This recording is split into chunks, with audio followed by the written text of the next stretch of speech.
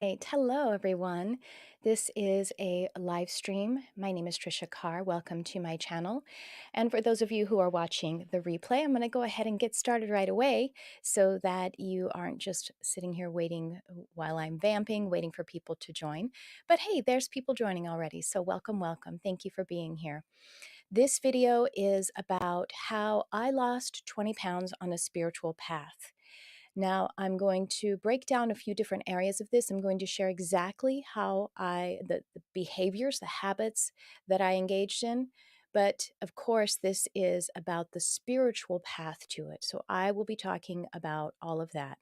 This is a sort of part two or an extension of another video I did about weight loss on body ascension.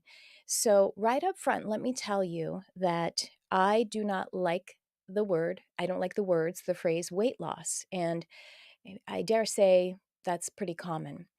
But the reason that I find it to be unhelpful to us is because we very much need to be working with the subconscious mind. The body is the subconscious mind, which I will unfold in this video. And the subconscious mind is it's very conceptual, and it's rooted in the depth of whatever the meaning of a word or a phrase is. So when you say weight loss, the main thing that is being highlighted there is loss.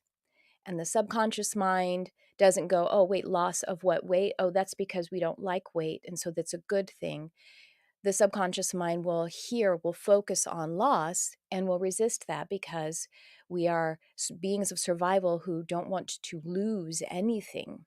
We don't want to lose a part of our body. We don't want to lose a part of ourselves that is currently assuming to be contributing to the status quo of being alive.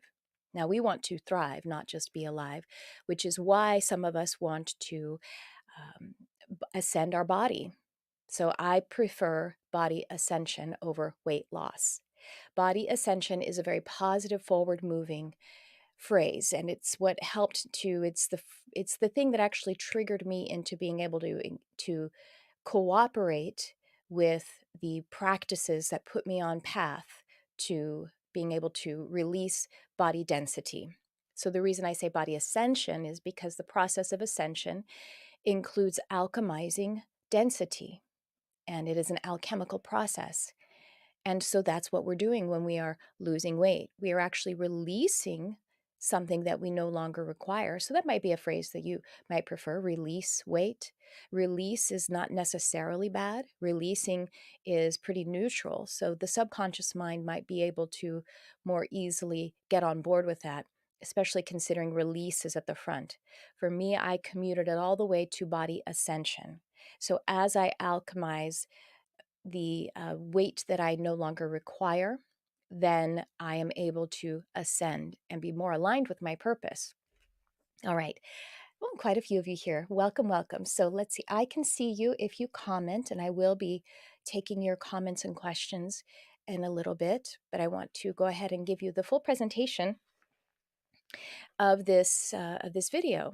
So someone did ask me on the first video of body ascension, well, how did you specifically lose 20 pounds? Because I referenced how last year, was it last year? Yeah, last year basically, I was able to get on I was able to first gain 25 pounds, and then I was able to turn that around and release that additional weight.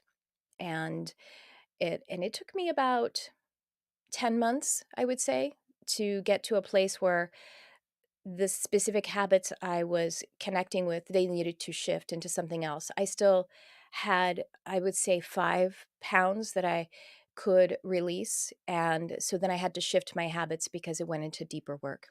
So I'm going to be examining all of the ways that we actually can essentially start new behaviors.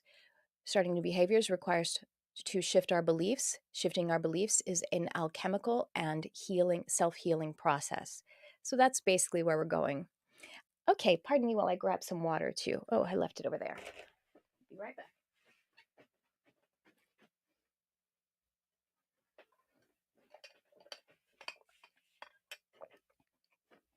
I just recovered from COVID. So I would definitely need to make sure I have some water nearby because the throat is still healing a bit.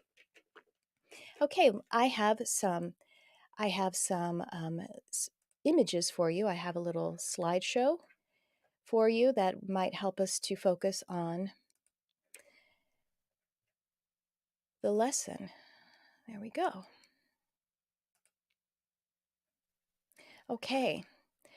Now, first we're going to talk about, I'm going to give you an overview of weight loss on the sort of face of it, which you may or may not know some of these things, or you may know all of these things. But we're going to get into the depths of what those really mean spiritually, what those mean in the energy. But I do want to, I have a cat hair on my lip, even though there's no cats here. I just have cat hair everywhere. Even though we are looking at the spiritual aspect of it, we also have to look at the practical side of it. So I'm going to start with the practical side of it, and then we're going to break that down. And even before I start that, I have to say that weight loss is your business and your physician's business. There is no one who has a valid opinion about whether you should gain or lose weight, whatever your body composition is, or should or could be. There's no shoulds in this lesson. There's no shoulds in the space of healing and loving oneself. So, weight loss is not for everyone. It is not necessary for everyone. It is not healthy for everyone. I think these things are obvious, but they need to be stated when we are talking about something that is does move into the realm of medical, physical health. I want to also state that medical weight loss, we're in the range of being medically of needing to lose weight in a medical sense when we are at 25 pounds. Now, what is that 25 pounds? Is that just what you could lose? Is that what you want to lose for a certain appearance? Or is it what needs to be lost in order to come into a healthy uh, body composition? And of course, when we're talking about weight loss, there's also the fat that is around your internal organs. So that is something that would be tested with blood tests and the spectrum of medical tests. But I want to mention it up front as a hypnotherapist, which I am, as well as a healer, that if someone wants or needs to, however we want to phrase that, lose 25 pounds with my assistance, I get a medical referral, which just means I send a letter to the doctor and I say, is it okay if I work on your team as a person who can help your patient toward their goal of reducing weight? And all of that is to say that weight loss is in many ways a medical concern and issue, and that self-help, personal development practices do not supplant medical intervention, they support it. And so when we're in the medical space of it, we do need medical intervention, possibly. Um, but again, I just know that I'm telling you what medicine says: 25 pounds weight that needs to be lost in order to achieve optimal health, or whatever range of health that is in the medical range. But that is neither here nor there. If you're in that space, that's just fine, because these practices will still support it. Okay, now let's talk about how weight loss is complex. And some of the ways that weight loss is complex is that, oh goodness, I'm going to have to make this larger, so I'll be smaller and it'll be larger because I can't quite see it. There we go. Okay. Weight loss is complex. First of all, we have 9 hormones that regulate weight management. Insulin is the major hormone that stores fat. Glycemic index plays a role in weight loss. That's to do with your insulin and the how your glucose is managed. The microbiome triggers cravings. Obviously, cravings lead us to eating incorrect foods or too much food, and along those lines. So the microbiome is the society of critters who live in your gut that plays a big part in cravings. specific probiotics, some of those little critters, those microbial organisms. Those are probiotics. So specific ones control specific cravings. So that would mean if you have a craving for sweets, there are specific probiotics that help to manage that, which helps, which makes sense then if you think about why we would have certain cravings and not other cravings, because the balance of that society, that community inside our gut. We have maybe an overpopulation in one area that is causing that craving. And interestingly, when we have an allergy or intolerance and we are engaging in it, we are partaking in it, then we will create more of the microbiome that will support craving it. Isn't that interesting? So if we're engaging in an allergy or intolerance, we will actually crave it. So then we'll have to abstain from it, let the biome come back into alignment and order, and then we won't have the craving, not from the gut at least. And then with the mind's a different thing. There are three basic types of diet. We have our high protein and low carb. We have high carb and low protein. And then we have vegan, or ones that are based around eliminating certain kinds of foods. Vegan is just kind of the catch all for it, but it could also be like, for example, I am intolerant of wheat entirely, and I, for the most part, eliminate all grains because that keeps me healthier. But I can have grains like even once a week, it's totally fine. But I need to mostly stay abstinent of it. And that would sort of be in that third area of what well vegan is how they catch all in medical terms, but it's really about eliminated diets that have certain eliminations. Okay. And we also have calories and metabolism that are, I'm going to move that so you can see it. Calories and metabolism also play a part in weight management. So again, I have to keep going back and forth so I can see it now. And so cutting, this will be something that I expand on in a bit. When we cut calories below the BMR, this can actually result in lowering the metabolism, slowing down the metabolism. The BMR is the basal metabolic rate. That is essentially the minimum amount of calories that you need to just run your functions, your bodily major functions. They kind of say if you were just lying in bed all day long, how many calories you would need in order to function. That's what your BMR is, basal metabolic rate. That's going to be something that, again, we dig into in just a bit. So that's just an overview, but we're going to go into the spiritual applications underlying being able to manage all of these things. There really are spiritual ways to manage all of these things. Once again, when we are not in necessarily in the range of medicine, if we are in the unhealthy space where we are medically needing to manage our body weight in one way or another, we need medical intervention. However, these can also support that practice. If we're somewhere in the range that we aren't in a medical situation, these practices can possibly be the ones that just support you entirely. Okay, so next,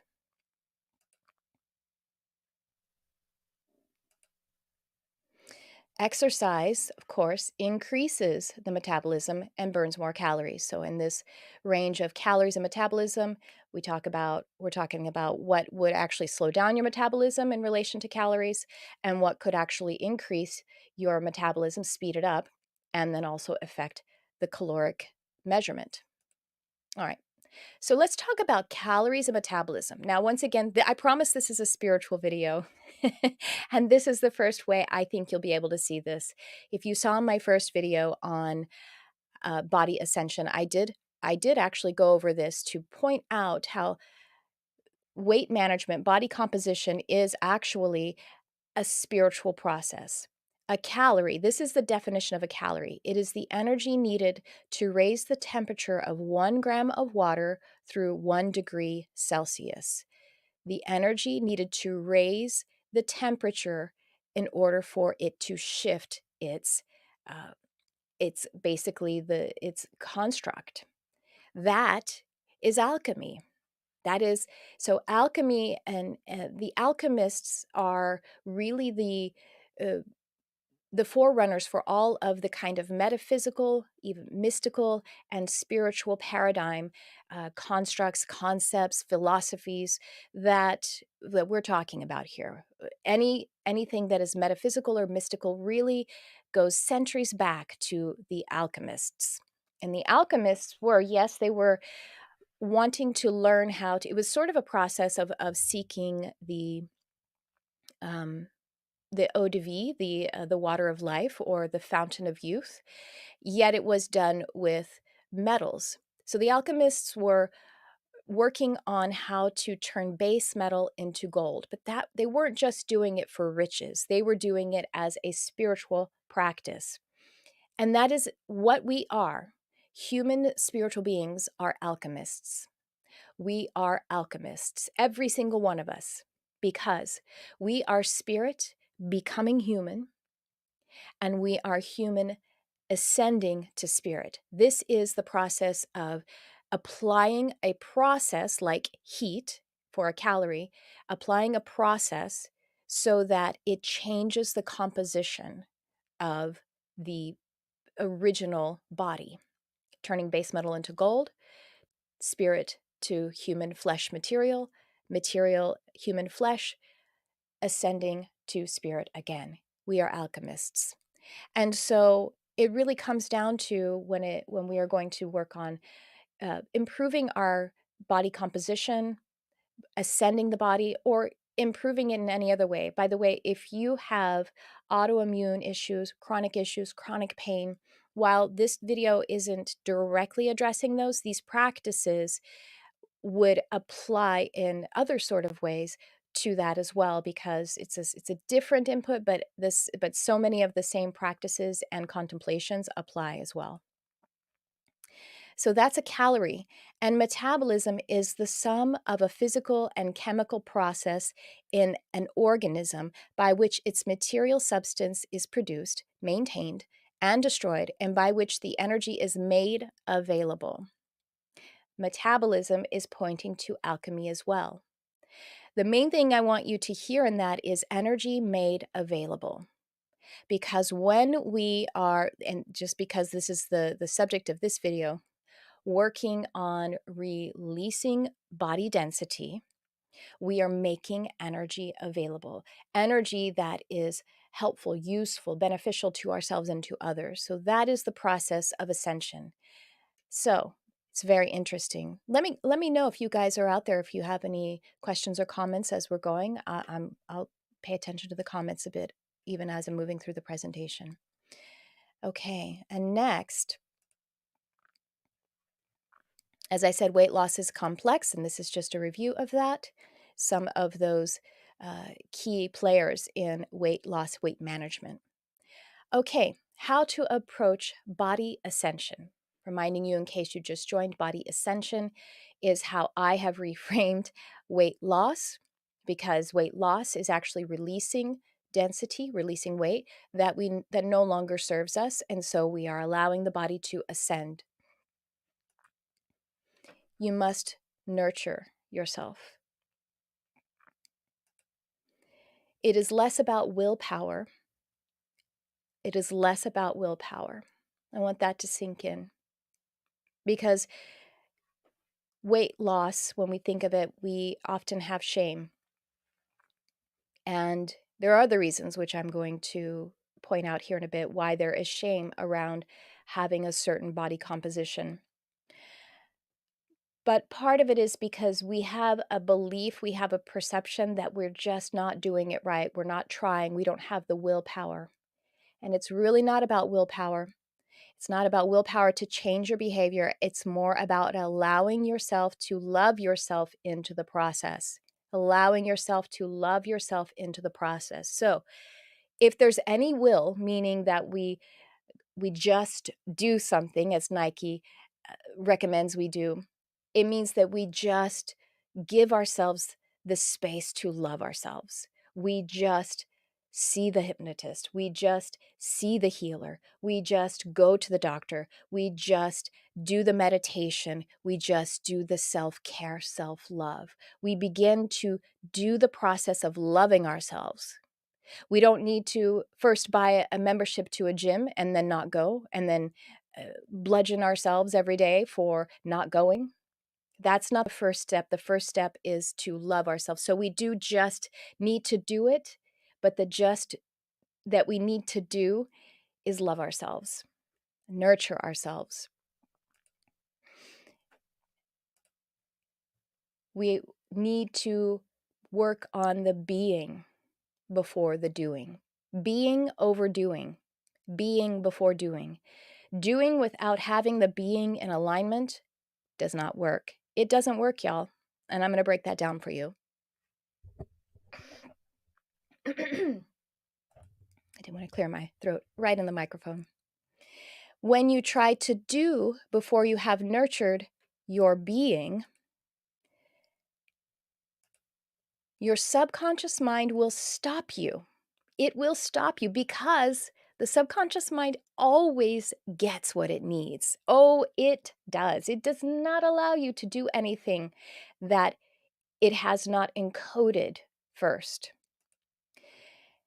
If you try to do before you've nurtured your being, if you try to force will, or if you're able to just force your will into doing it, you won't be connected to a holistic approach because you won't be engaged with your subconscious mind or your whole being. You won't have your whole being on board. And if you're able to do that without that holistic approach, you won't be connected to your true goal. So you might be able to start to do some things, but they aren't going to necessarily lead to your goal if you don't have your whole being in alignment with it. It won't be sustainable. Maybe you'll quit. Maybe it just will stop working. Maybe it will actually make you injured or ill, something along those lines. But it definitely will not be sustainable if your whole being is not on board with it. If you haven't been able to love and nurture yourself, get into that subconscious space, this spiritual space, in order to create the goal and get all of your being on path.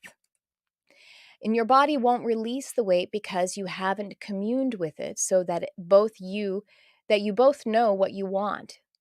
You can't force your body into it. I don't know if you're an animal lover, have you ever tried to get a dog to move forward on a leash when he said no? And he's got that butt on the ground and you're pulling and pulling, and the more you pull, the harder the heavier his butt gets to that ground. It's just not going to work. And if your body is not in alignment with, and your, by the way, I'm about to tell you that your subconscious mind is your body. So if I say subconscious mind, you might hear body. If you hear body, you might think subconscious mind. If they're not in alignment with it, they'll put their butt on the ground like that dog on the leash. Okay, so here we go. The subconscious mind, as I said. Your body is your subconscious mind made manifest. That is the body. What I mean by is the body below the neck. From here up, that's, mind, and it's vision. It's all the things that it is. From here down, that is real. That is your subconscious mind. Carl Jung told us that. And that means that everything that is held in the body is held in the subconscious mind. Everything that is held in the subconscious mind is held in the body. So this is 100% about hypnosis. Spoiler alert. By the way, all meditation, all healing, all psychic work is hypnosis.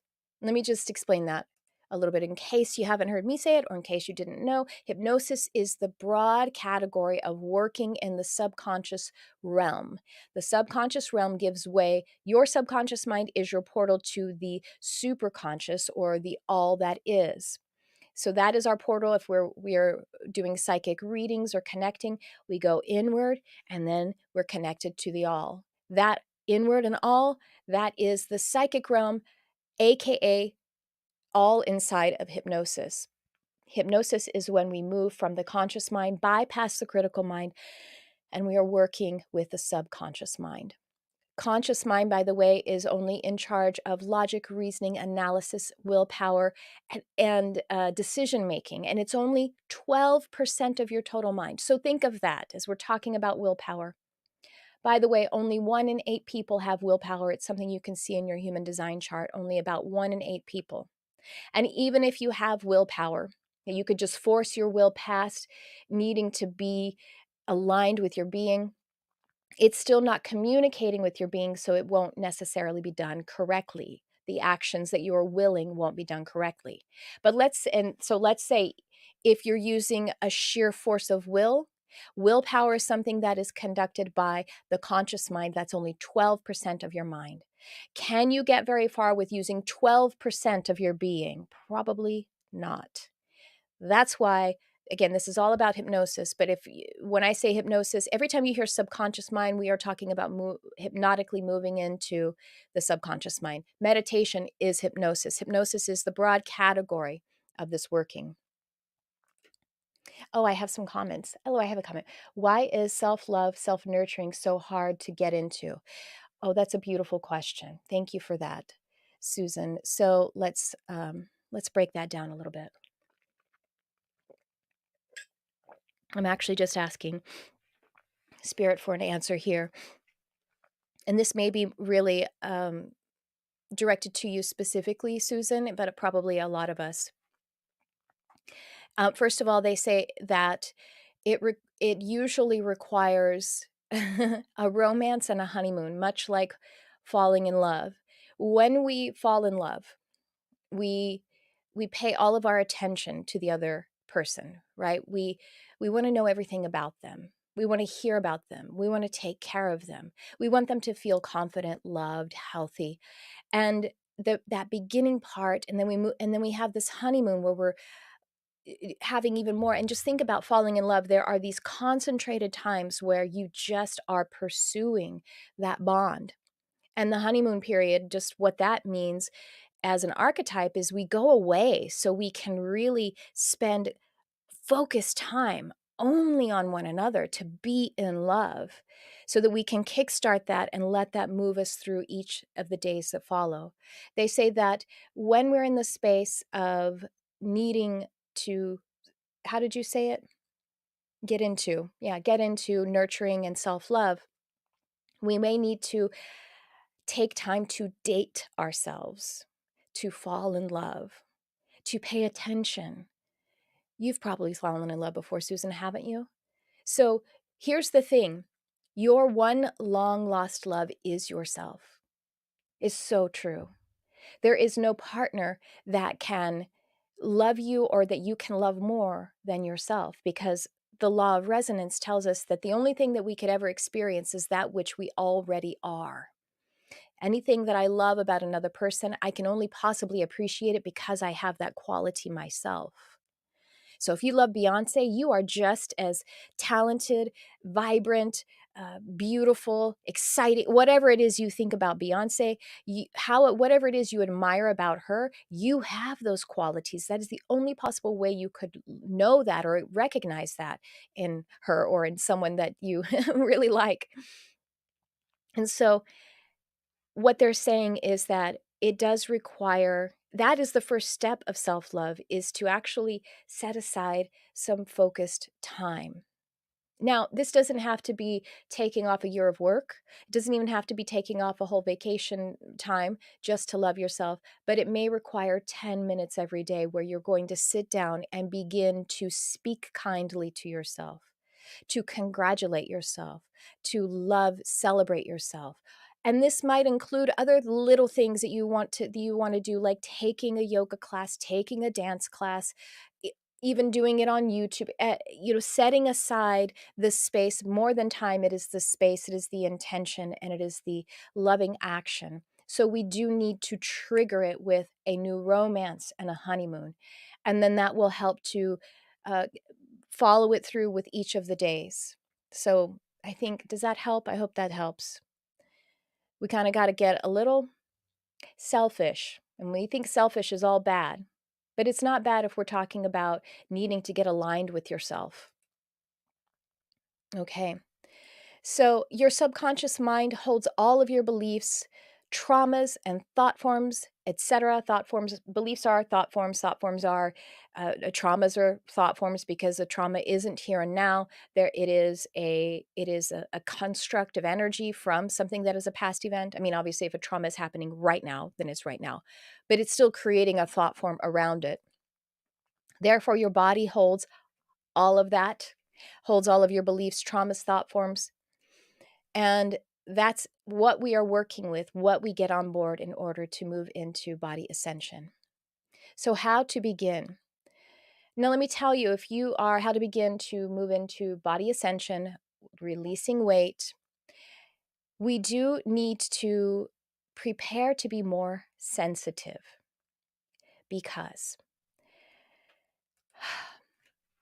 when we have extra flesh, fat that we don't need, that is actually, it literally, in a physical sense, slows down energy going to you, the depths of your body, but also to the energy centers, to your chakras, to the perceiving points of you.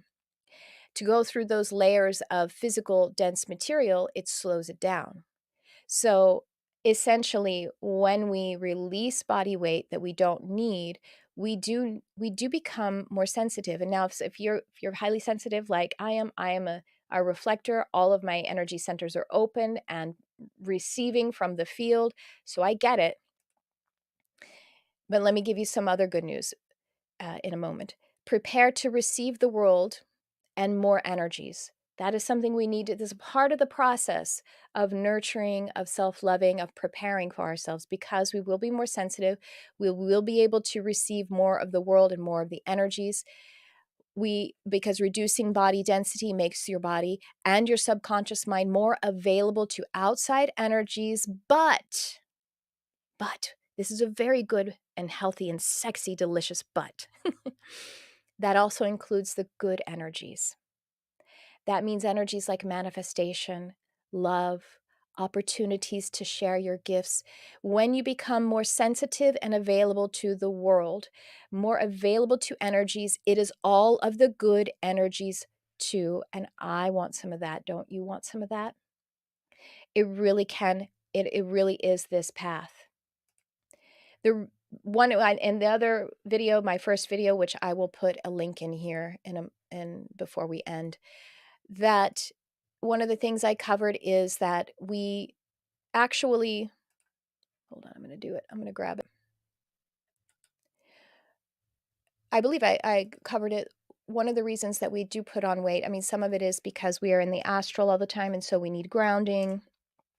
That's the first video.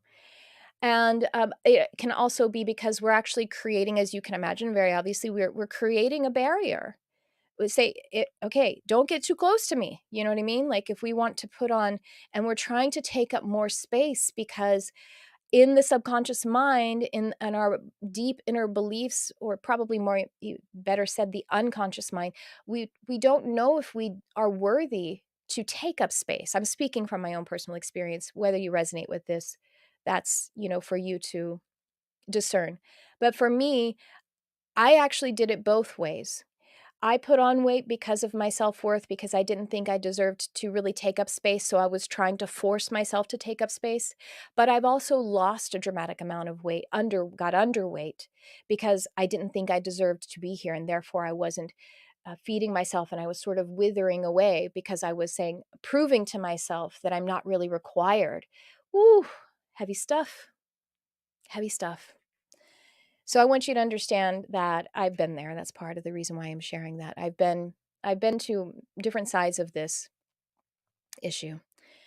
Okay, so you will be more magnetic, because as you are more receptive to energies, you're also more vibrant in your true energy. And that means your field expands, your aura expands, and it becomes more magnetic, because the more you are, the more true you are, the more magnetic you are.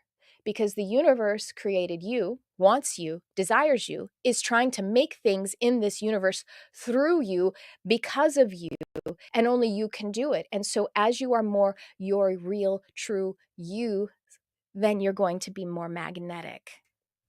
You getting it? Okay, next. Also, as we were saying, these are what we need to do to begin. Also, what this really looks like, how to begin the process of body ascension, alchemy, releasing weight, releasing density. We are opening the heart. That's how we become more available to the energies outside, and the outside becomes more available. We become more available to it. We are attuning to presence because the trauma and the issues in our tissues are usually about the past or the future, those fears. And so when we're attuning to presence, that's where God is, that's where our true selves are. And that's what a part of this process will be bringing us to grounding. Because when once again, one reason that we might put on extra body density is because of the stress and worry. For example, stress and worry is very astral. Non-presence is very astral, meaning not really grounded, not the here and now. And so it's a way to try to ground ourselves. Eating is grounding. And if we're eating too much, it's because we need grounding. And so it actually can be really good to do a little walking or yoga or something that is, or even just other kinds of grounding before you choose a meal, because then maybe you'll be more in aligned, because you'll have gotten your grounding first, and then you won't need to overcompensate with something like food. So it'll help us with our grounding, and we can ground before as a process. And we're attuning to the fact that ascension is safe. Once again, remembering that as we become more sensitive to energies, we are more available to the universe. We are letting ourselves know that it is safe to be available to the universe. Okay, so now, as I promised, what I did to lose 20 pounds and the spiritual components of this. Calorie restriction. Remember that a calorie is pointing to alchemy. And so calorie restriction, while seems really obvious, it is actually, it is a spiritual process. As an alchemical process, it allowed me to access the unresolved areas in my mind and body. Unresolved areas. So if I, here's just an example. If I finish the day and I'm feeling really uncomfortable, my nervous system is fried, and food is soothing, right? Sugar is soothing, maybe a fat and salt is soothing, although fat is very, in the right way, very healthy, and salt is too, but you know what I mean? Sodium but sugar and these different things that are superfluous to what is really healthy and what we need, then we then what we're oh, I forgot where I lost my train of thought, so let me look at the thing again. Oh, right, unresolved issues, okay. Unresolved issues in the mind and the body. So if I don't give myself that Band-Aid, and which is giving myself a Band-Aid to soothe my nervous system, and I'm not allowing myself to overconsume, but again, I've already done the work that is self-loving and nurturing, so I am enjoying staying in the right kind of balance of calorie consumption. Then I've made myself available to myself. If my nervous system is shot, then I can go in and talk to my body, talk to my nervous system, talk to my subconscious mind and say, why is it that I feel like I need to be soothed right now when I'm actually sitting in my home and I am safe right now? Why does my body believe that I'm not safe? And why does my body want me to have a glass of wine and a bowl of ice cream, if that's your deal? You know, why does my body believe that is going to do it? Why does my body crave that? I've made myself available to do the self-inquiry and the loving myself through it. I see a question. I'm going to look at it. Kate. Hi, Kate. Let me see. I've been thinking about becoming more sensitive. I feel more prepared to receive the energies now than in the past. But that old pattern of protecting myself is so strong. Yes, I hear you.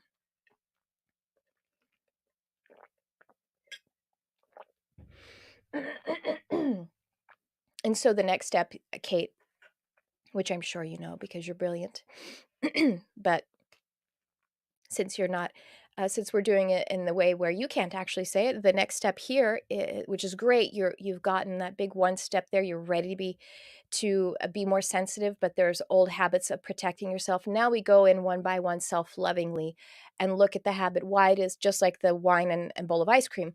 Why does my body, speaking to my body, finding the area in my body? Why do I need to protect myself? Talk to her. Where, okay, maybe it's here. Feel deeply into here. What is it that you need? What is it that you're concerned about? What is it that you desire? What do you want? What attention do you need? How can I soothe you? How can I tell you that you are strong, that you are resilient? And find the qualities of those energies. And at first, we really, when we feel like if we touch fear, then fear overwhelms us. It's not true. The more that we allow ourselves, it's brave to look at fear. There, you already won. You already overcame fear because you've been brave, and it just starts to turn the process. And it's so magical. Now, Kate, I don't know if you, pardon me, again, this is a post-COVID symptom. My eyes water a lot, and I can't see very well when they're watering too much. Something that I do when I'm doing that kind of self-inquiry, Kate, obviously you get into the meditative, contemplative state, but it helps me to actually write the conversation that I'm having with my body so I can see it pretty clearly, essentially channel your body and your subconscious mind, whatever that issue is. And thank you for sharing that. Okay. Next. So what I did to lose 20 pounds inside the calorie restriction, what calorie restriction helped me with was, it was a reminder to that I mean, excuse me, I have to, this is a reminder that I nurtured myself to feel safe in order to access those unresolved areas. I did that first. And maybe I did that too first, but also it's sort of a work in progress, because I'll go and I'll be like, I don't really feel like looking into that fear. Okay, but I know that it's only going to get better if I do. But you have to love yourself into, be your own coach, your own loving coach. Okay. It also, calorie restriction helped me to confront emotions of fear and old traumas, same thing as unresolved areas. But once again, if I am not anesthetizing those old fears and traumas with some kind of behavior that is not creating health for me, essentially what I realized is that I'll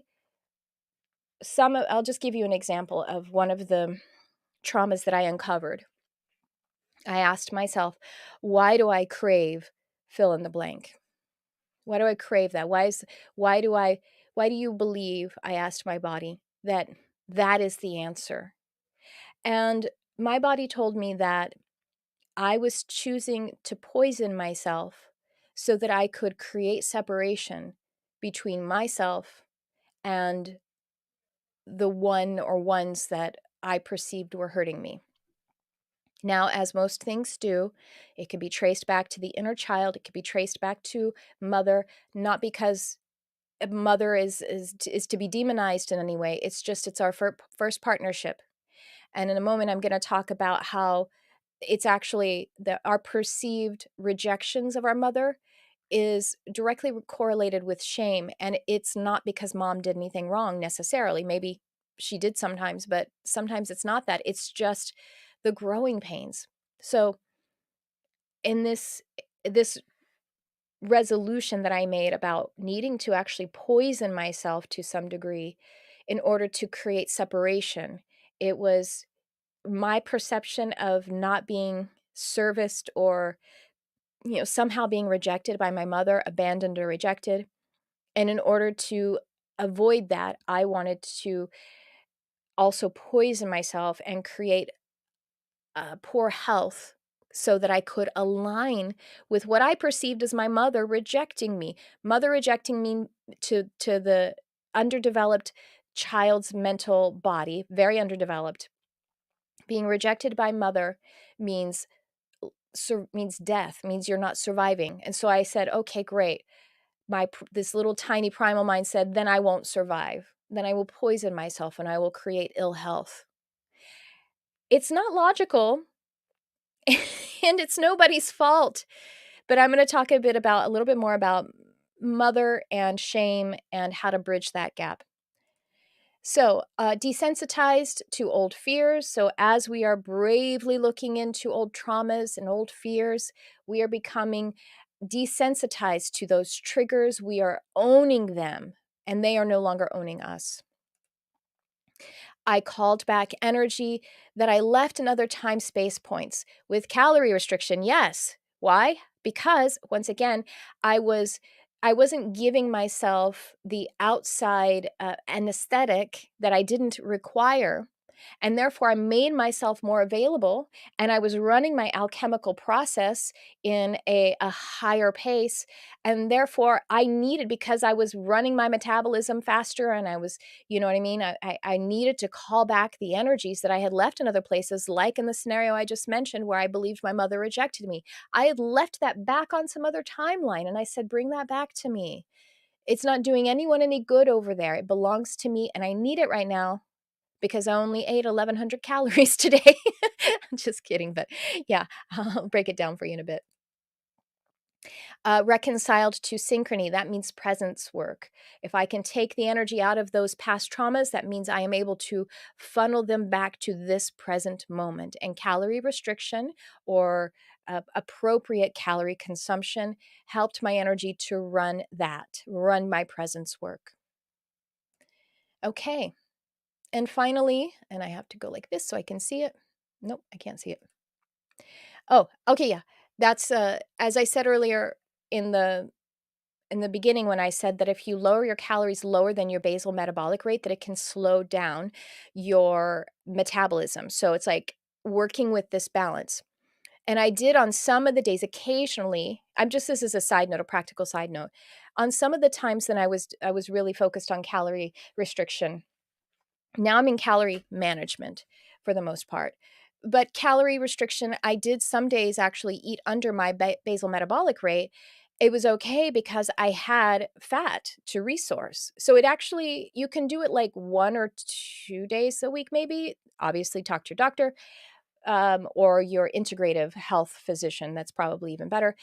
I probably did it at most twice per week, and they weren't back to back. It was more like maybe on Sunday and maybe on Friday, but I still didn't do that all the time. You can still work with being at the, if you get an app like Lose It, you can put in there your height, weight, age, how quickly you want to lose weight, 1 pound a week, 1.5 pounds per week, something like that, or half a pound per week.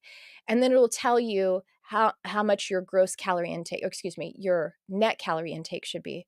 Because you can gross, let's say if you're, in order to lose a pound a week, you want to have 1,500 calories a day.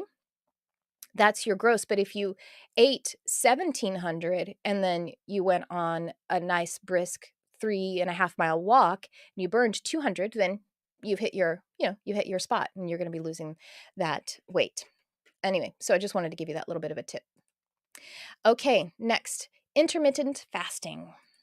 Now, intermittent fasting, it helped me to actually work with the caloric management, because if I didn't eat that one extra meal a day, then that was just 200, 300 calories that I didn't really need, and I didn't start my glucose response yet, which is something I'll talk about here, because the glucose response makes us think we're hungry even if we don't really need to eat.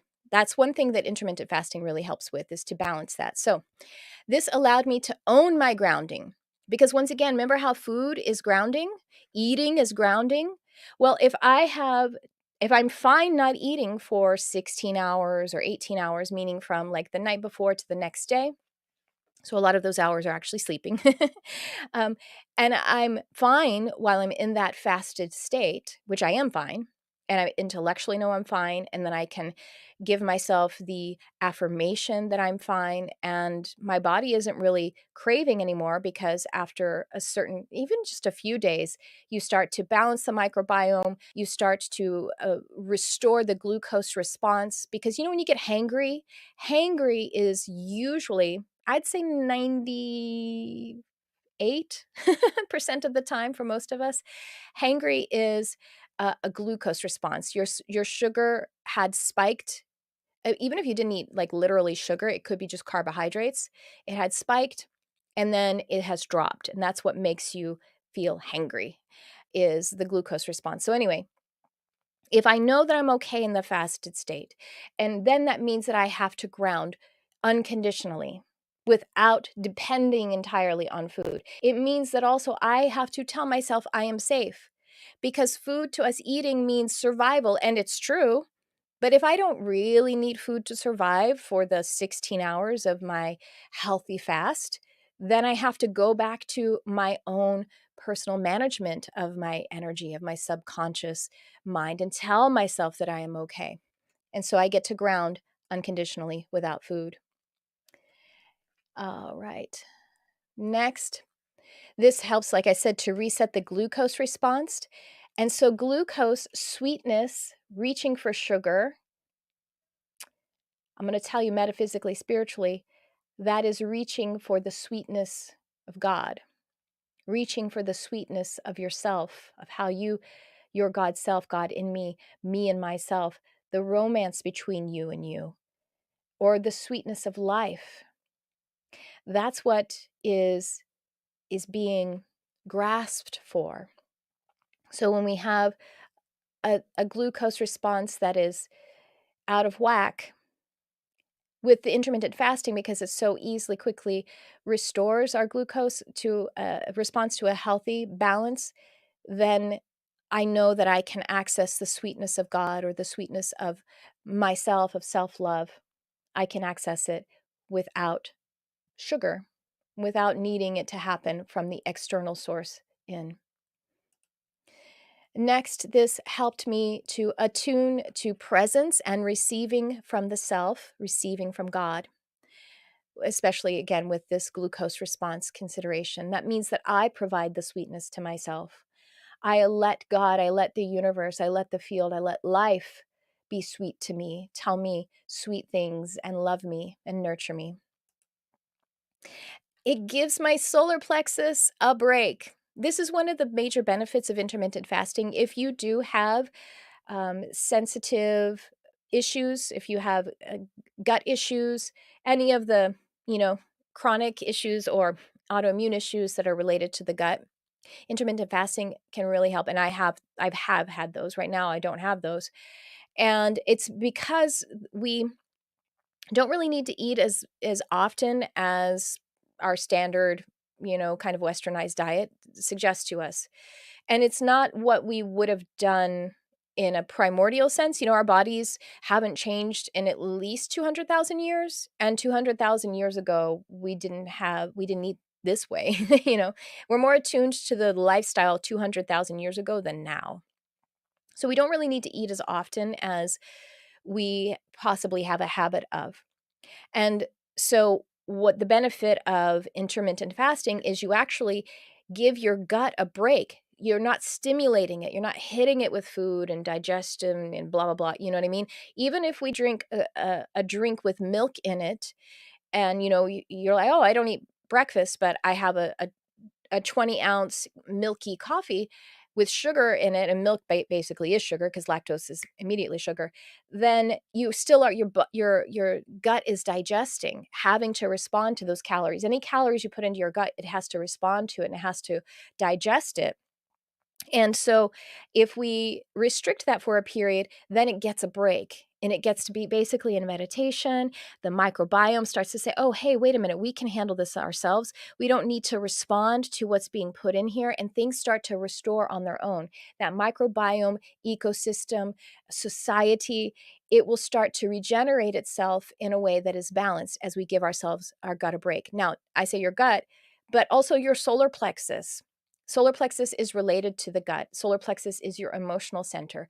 It is your emotional center will also start to recalibrate itself, give itself a rest because it is directly aligned with what's going on with that digestion. And it helped me with the intermittent fasting, it helped me to target the shame emotion. Again, shame is so related to this conversation. It usually is. Pardon me, I have to clear my throat and cough.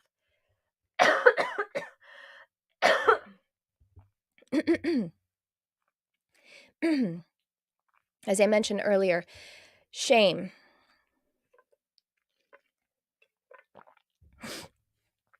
In relation to what we feel when mother rejects us, rejecting the child. That is the perception of the child. It's not true rejection, although, of course, your mother could have, but I'm talking about the necessary rejection. Rejection, for example, one of the most primal basic ones is when it is time to wean the child from a breast to eating solid foods. And that rejection, the child is conditioned, accustomed to the breast milk being the way of survival. And it's the closeness, this is all the things. And mother says, no, it's time to move to this because the child has to start to become autonomous and has to start to move into the world.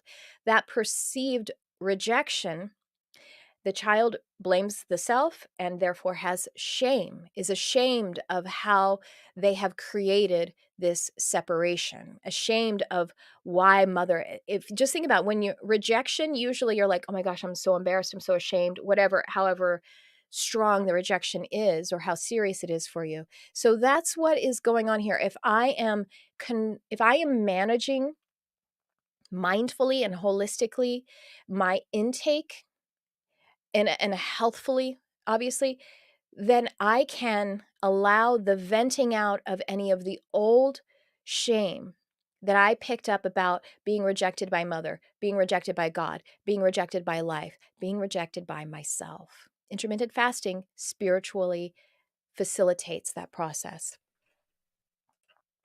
Okay, next, food selection, obviously. I mean, I can't just restrict calories and intermittent fast and eat a bag of donuts, right? That's not possible. But here's the spiritual underlying concerns with food choices. Mindfully contemplating the Ayurvedic, shamanic, and spiritual essences underlying the foods. If you are mindfully thinking about what these foods are, what they spiritually are, and how they will benefit your health, how they may soothe something like a craving, how they may encourage something like strength and resilience, whatever that, you can feel into and even just think about conceptually what these foods are, and then you will be able to be properly attracted to the right foods and make those selections. Now, just to let you know exactly what I did, I eat what we call plant. Did I spell it right? Oh, I said plentiful. I meant to say plantiful. I spelled that wrong. Plantiful, like plant, a lot of extra plants, keto, strict keto. It can restrict vegetables and fruits because they're carbohydrate, but I don't. I actually add extra vegetables and fruits. It is low carb, but I don't really worry about the low. I don't count carbs. Honestly, like I said, I am completely wheat gluten intolerant. I eat 97% grain free. I maybe even higher than that. And so I don't really pick up a lot of carbohydrates in the rest of the foods. It's just naturally low carbohydrate. I did shift when I got to a certain goal weight. Well, not even a goal. I hit a wall where my body fat was a certain amount where I couldn't really restrict, and I also wasn't losing the 5 pounds that are so stubborn. I needed to start to actually carb cycle, it's called. So I now do a couple of days of higher carbs. It's so hard for me to get high carb days because really it's like beans and quinoa, and that's not even that high. And sweet potatoes, those are great too. That will help to rejigger the system, because if you give it a wash of carbohydrates, then it can kind of reset everything, and then it will actually attune your metabolism and then go back to what is actually, I say, low carb, even though I don't concern myself with it. But just so you know, that's my food selection. And carbs do affect the glucose response. That is a reason to choose the lower carb, because carbs reduce to sugar, and it makes it harder to eat balanced if you're having to battle your glucose response. Now, having said that, once again, low carb diet isn't good for everyone. There is oh gosh, I don't remember who it was, but there is a doctor who's also a trainer who I heard him say he's working with two different people. They do almost the exact same exercises because they both, are on a certain athletic goals, but one of them eats no carbs and one of them eats a ton of carbs, and that's right for them. So I believe that low carb is good for a lot of people, but I don't know if it's good. It's not necessary. Everybody has their different responses. So just protein mindfully consume attunes us to gate and Human Design Gate and Gene Key 19, which I'm going to talk about here in a second. Just put a pin in that. And the food selection, I also blessed the food and I blessed my body so that they would be coming together in a beautiful marriage, in an intimate, beautiful fashion. I connected to it mindfully, as in the panpsychism of it. Panpsychism means that there is energy, there is life, there is consciousness in everything. There is energy, mindful, there is consciousness in broccoli. I mean, broccoli has a nervous system too, and I actually say that they can record it screaming when you harvest it. So it actually has sentience, and all things have sentience, meaning the capacity to have an aliveness, a consciousness, a feelingness. And so connecting, this is what in Native Americans, or in American Indians, some of them prefer to be called American Indians, their animistic practices, when they would kill an animal, they prayed over it, they thanked the spirit of it, and they appreciated it. So that kind of mindfulness about everything that is consumed, praying over your food. And this affirmation that I still do, and I give it to myself, not just when I eat, throughout the day, I cultivate health and well-being. And I feel it in my body, and I love my body. It's just like if you want to feed your baby the very best foods. I am self-parenting myself. I'm self-parenting by giving myself health and well-being. All right, that's food selection. All right, just a quick rundown because I mentioned it, Gene Key 19. This is the gate in human design. It is in the root center, is in the root chakra. And just, you don't have to, if you're interested in it now, I actually have it defined in my human design chart. And I also have it in my gene key hologenetic profile in 3 positions. And it is a gate key, gate slash gene key that is involved in healthy weight composition and healthy eating. So you might be able to glean by just looking at this. It's called the gate of wanting, also called the gate of the sensitive soul. Its primary action is to be sensitive to the needs of others while maintaining proper self-care. All feeding into our discussion, right? The core theme is the pressure to be sensitive to basic needs, your basic needs. It's highly attuned to all the realms, and especially the mammal realm and all nature realms, but really attuned to, it's really attuned to all those, but it's attuned to the mammal realm in a way that is unique to it as a, I mean, it indicates synesthesia, so being able to have your spiritual and your, as well as your spiritual senses and your physical senses sort of overlap. So when you might smell blue or something like that. And so if you look at your hologenetic gene key profile or your human design chart, whether you have it defined or not, everyone has, access to these energies. So attuning to this gate might help you with this process as well, because it's a gate of wanting, the gate of basic needs, self-care. And if you do eat animals, it will help you to attune to that cycle of life, and to mindfully consume the right ones that are ecologically appropriate and healthy for you and the environment. Obviously, we know the industrialized foods are wreaking havoc on our climate change issues. But anyway, I digress. So, Gene Key 19. And like I said, it's in the root center and it connects to the solar plexus, which, again, another one we're talking about here with gate 49. And so it completes that channel. All right, next. How I lost 20 pounds was with body movement, of course. Now, this is fantastic and joyful, and I have no problems with this. So this is grounding. If you're doing something like walking, running, hiking, or any exercise where you're picking your feet up and putting them back down, or if you're planting yourself on the ground, such as in yoga or anything like that, you are grounding. Every time the foot is mindfully placed on the earth, ground, ground, ground, ground, ground, or even if it's ground, I'm in volcano pose. And my feet are, all 4 corners of the feet are pressing into the earth, grounding. So helping with that process, which will curtail the reaching for too much food for the grounding. Strength. And this is not just strength in the body. This goes through all levels. When we are doing it holistically, I am strong. My inner being is strong. My character is strong. I can I can receive the world and its energies because I am strong. And that is what is happening when we're building our strength of our body as well, mindfully, of course. If we're forcing our will, then we could injure ourselves. We're not really getting the full benefit of it. Resilience. I am strong. I am resilient. Anything that comes to me this life, I don't have to be afraid of life and what comes toward me because I am so resilient. I can I can build character through anything. Anything that comes to me is for me and I am resilient.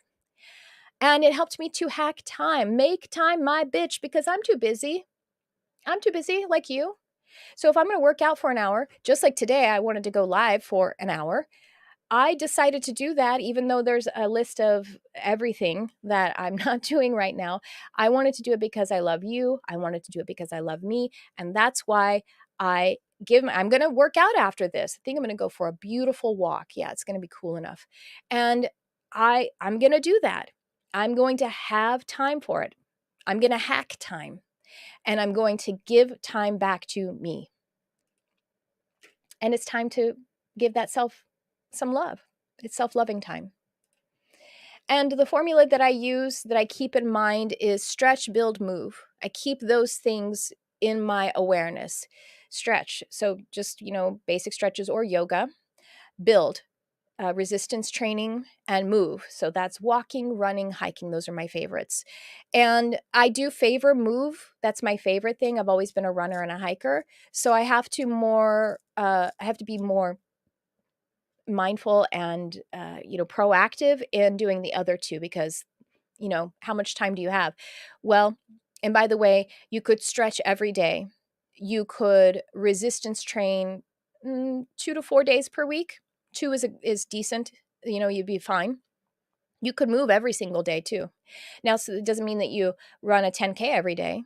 It's whatever is right for you, but you could walk 30 minutes every single day, or you could, do something that is a higher intensity cardio workout 2, 3, 4 days, and then do, a nice brisk walk for 2, 3 days. Anyway, stretch, build, move. Keep those in mind. And then finally, like food, the actual body movement, I think about the Ayurvedic, shamanic, and spiritual essences that underlie the movement practices. Hi. Hi, beautiful. Hi back to you, beautiful. All right. Next, I'm just doing an overview here, what I did to lose 20 pounds. That is calorie restriction, intermittent fasting, food selection, and body movement. And I went through the spiritual qualities that underlay that. And I think I just had one more slide here that is reminding us about the complexity on the forefront, but just giving us a glance at that again. That is what I have for you. So just a reminder that weight loss is not for everyone. It's not healthy for everyone. The only people who have a valid opinion about your body composition are you and your physician. And I think it is important to pay attention to our physician in these cases. I also, by the way, as a side note, got a blood panel at the beginning and toward the end of the bigger part of my, body ascension process where I was cutting the major part of the weight. And I worked with an integrative doctor. Shout out to Parsley Health. This is a largely telehealth healthcare, that you can do. It's under $200 a month, and you get like 5 visits with an integrative doctor that you can pick. You also get a health coach. And for example, the blood panel work that they do is so much more detailed than what my insurance even has any possibility of doing. So that really helped me because I also then was able to get in there and tweak all of those levels of where I might need some supplementation here or there. Something else that happened along the way of this process is that I did reduce my endometriosis to a very, very small amount because in this whole process, your inflammation will go down. So if you have chronic issues, chronic pain, autoimmune, or something like that, the inflammation will come down with these different processes. Even if you don't have really weight that you need to cut. Maybe you don't need to do calorie restriction if you don't have weight that you need to, or want to release. But the other things, the food selection, the intermittent fasting, because intermittent fasting doesn't automatically mean weight loss. It can help, but movement, all of these things can help to bring well-being to your physical body, and all of the other practices we're talking about, the self-loving and nurturing, the self-inquiry and healing, because that's what underlies the autoimmune usually too. Autoimmune often correlates to being highly sensitive or highly empathic. That's not a medical assessment because I'm not a doctor. It is my spiritual assessment. It is what I downloaded from Spirit a while ago, and it is what I've observed with my clients. So that's what I have for you. The one last thing I want to tell you about is that I have I have 2 spots left right now, and then it will be closed for 4 months. 2 spots left in my Mind Body Ascension Accelerator, and there is the link I've put in the comments so you can check it out. This is my signature coaching right now. It is an immersive, intensive process, and it is incredible. I'm not going to talk much more about it because you can go and read all about it right on my website. That's what I have for you today. Also, what I want to encourage you to do is join my newsletter, and let me give you the link to that, because if you are interested in receiving the slides from this presentation, I will email them out on my newsletter. So let me pop that link in here too.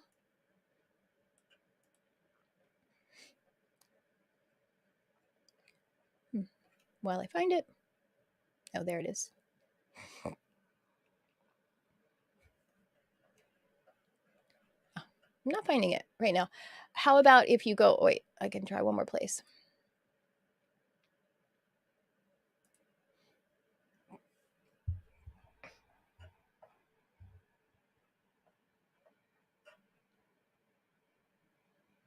Got it.